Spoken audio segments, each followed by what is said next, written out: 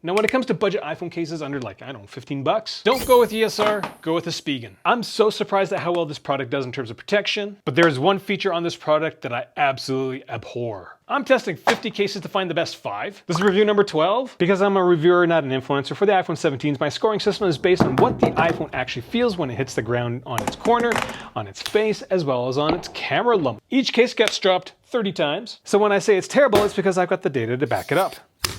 Now this thing is a very simple looking case. TPU edges, polycarbonate back. When I'm reviewing products, I always try to find the branding that each company puts on it. And I really don't know why it still says air cushion technology. It's like a car walking around saying that it has airbags. Now when it comes to weight, this thing's gonna add 40 grams to your iPhone. It's one of the lighter cases compared that the average is 45. And when it comes to bulk, it's gonna make it 54% bigger, which is kind of an average amount. Now when it comes to using your iPhone inside this case, you have the typical TPU edges and the super slick back. I've been a reviewer for like 12 years and this like rubber smooth thing still feels so weird to me. Buttons are built into the case so they're extra squishy. Now I do want to make one thing clear. I'm reviewing the Ultra Hybrid, not the Ultra Hybrid S. That S has a stand with it and it is a completely different case. That case actually has flow-through buttons, which are really nice. This thing doesn't. That review is going to be about 10 cases from now. Now, the one thing I absolutely abhor about this product is the camera control button. There actually isn't a button. Spigen just cut a hole and put a thin piece of plastic over it. Like that is just such a cheap way to go about it. Because seriously, this motion is supposed to be very, very smooth, but with this TPU edge, it's very, very sticky.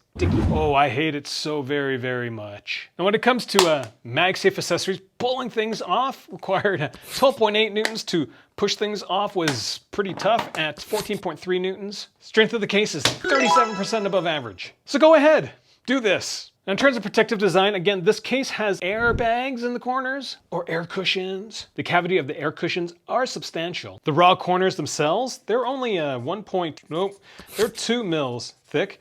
And the air pockets, the air cushions, they're about 1.4 mils thick. So small and deep. The back of this case is also 2 mils thick. Now when it comes to rigidity of this product, like the Tough Armor I reviewed previously, which is very, very flexy, this case is also very, very flexy. This thing at 8 mils required 17.6 newtons to bend. That's 40% worse than average. Tough Armor was 45. But as we learned with the Tough Armor, that doesn't necessarily mean that this case isn't going to be very protective. When it came to corner drops, this thing felt 10.8 Gs, which is about 5% better than average. After the initial impact, the case tends to do this. That rotation rate was 15% better. And overall, this case settled incredibly quickly at 48%, or being 48% better than average. It just stops. Total force for the product was 12% better than average. Those numbers, from my perspective, are almost better than the Spigen Tough Armors. Now the screen clearance for this product is extremely shallow, and if you drop it like that, what do you think's gonna happen?